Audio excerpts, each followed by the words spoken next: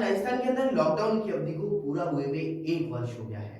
नमस्कार, स्वागत है आपका राइट टू एक्शन में। मैं पुलकित सक्सेना आप लोगों के साथ। आइए नजर डालते हैं तमाम बड़ी खबरों की ओर। सबसे पहले मैं आप सभी को बता दूं कि राजस्थान के अंदर आज लॉकडाउन की अवधि को पूरा हुए हुए 1 वर्ष हो गया है, लेकिन यह कोरोना महामारी अभी खत्म नहीं हुई है और इसी के साथ साथ हम सभी को अब सावधानी बरतने की ज्यादा आवश्यकता है।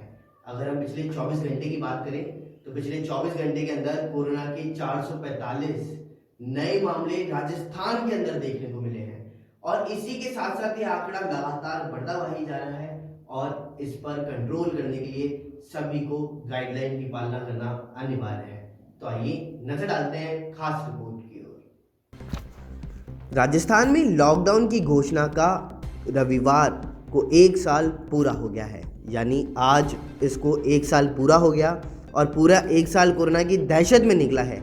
इसमें कुछ माह से राहत मिलने ही लगी थी कि फिर से पैर पसार रहे संक्रमण ने डराना शुरू कर दिया। अब फिर से वही समय है जब आमजन को जागरूक रह करके मास्क, सोशल डिस्टेंसिंग जैसे उपाय अपनाते हुए कोरोना से पुनः जीत कर दिखाना है, क्योंकि हालात फिर से इस स्तर तक चिंताजनक हो रही है कि बीते 7 दिनों में ही 7 मौतें हो चुकी, जबकि इस माह के पहले 10 दिन में राज्य में केवल 2 मौतें दर्ज की गई थी। राज्य में नए मरीजों की संख्या में भी तेजी से इजाफा हुआ है। अगर हम बात करें शनिवार की, तो शनिवार को 445 नए मरीज मिले और यह संख्या शुक्रवार की तुलना में 43 अधिक है। सर्वाधिक 72 नए मरीज जयपुर और कोटा और 56 कोटा के अंदर मिले, तो वहीं जयपुर में 72 और RUHS कोविड अस्पताल में अब 55 मरीज भर्ती हैं, जबकि 28 फरवरी तक यहां 23 संक्रमित भर्ती थे। साथ ही अब कुल संक्रमितों की संख्या 3,24,948 और कुल मृतक संख्या 2,796 हो गई है।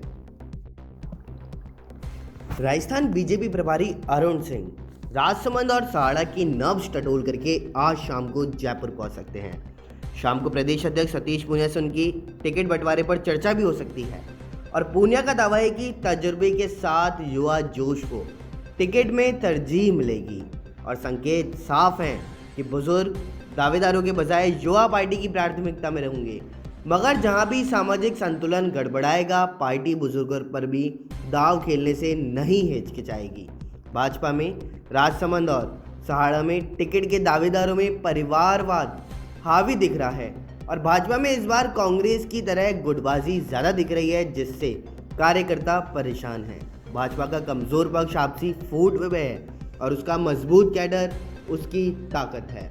वहीं कांग्रेस का ग्रास रूट तक कैडर नहीं दिखाई देता। RSS के मुकाबले बूथ मैनेजमेंट की काट निकालने में कांग्रेस को भारी दिक्कतों का सामना करना पड़ेगा।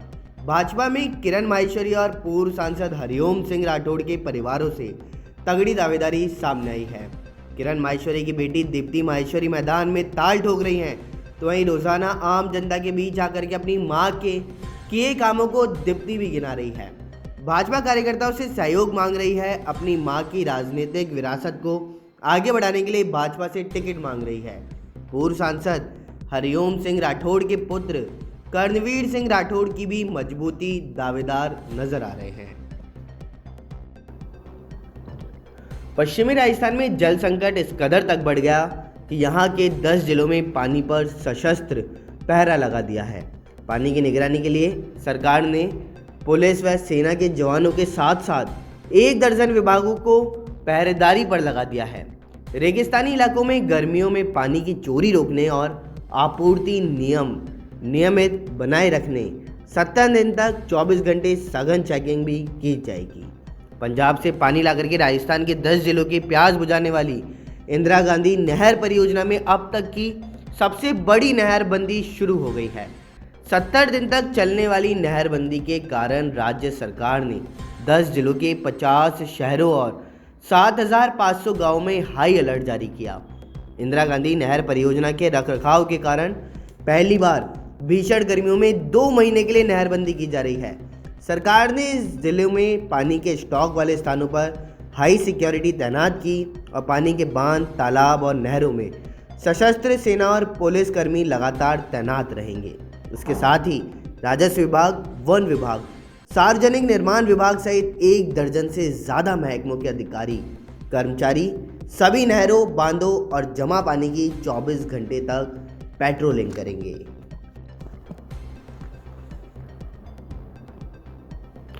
रिश्वत के बदले असमत मांगने वाले आरपीएस कैलाश चंद्र बोरा को सरकार ने अनिवार्य सेवानिवृत्ति दे दी। कैलाश चंद्र बोरा दूसरे पुलिस अधिकारी हैं जिन्हें अनिवार्य सेवानिवृत्ति दी है और बोरा से पहले केंद्र सरकार ने आईपीएस इंदु भूषण को जबरन सेवानिवृत्ति दी थी। अनिवार्य सेवानिवृत्ति देने से आरपीएस कैलाश चंद्र बोरा की सिर्फ नौकरी गई है। बोरा को फायदे और लाभ सभी मिलते रहेंगे।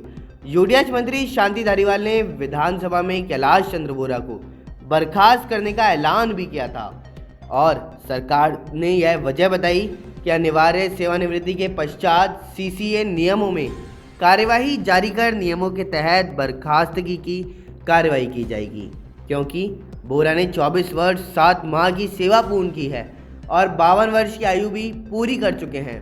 अतः ऐसी परिस्थितियों में अनिवार्य सेवानिवृत्ति होने के बाद बर्खास्तगी की कार्रवाई शुरू होगी।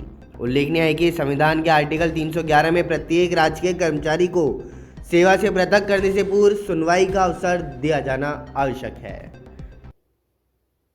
देश और दुनिया की तमाम बड़ी खबरों में फिलहाल इतना ही। देखते रहिए राइट टू एक्शन। नमस्कार।